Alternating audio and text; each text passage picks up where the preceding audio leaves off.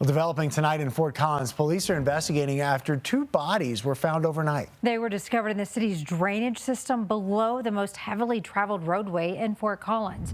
That's where we find your Northern Colorado reporter, Dylan Thomas, tonight. And Dylan, witnesses say it was quite the emergency response earlier.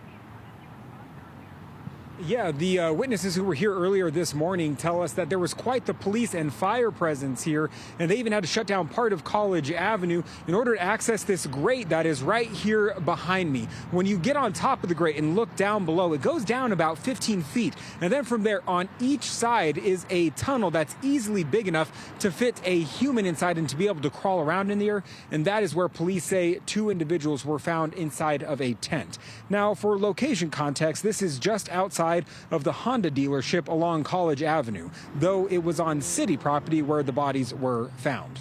Fort Collins police say they were called around 3:30 this morning when someone reported two deceased people were in a tent down in the drainage tunnel system which runs along College. Due to the tight space, Poudre Fire's team responded for a confined rescue and were able to extract the two deceased individuals. The cause of their deaths has not been determined yet, but police do tell us that the two deceased were recently contacted multiple times by the city's homeless outreach team, which offers assistance to those experiencing homelessness. Now, the coroner will be tasked with determining what caused the death in that situation, but one question that does remain at this hour is, what was a third person doing down in the tunnel to be able to discover those bodies at 3:30 in the morning? Well, we reached out to Fort Collins police with that question. They told us at this time they are not answering any further questions. Reporting live in Fort Collins, Dylan Thomas, covering Colorado First. Dylan, thank you.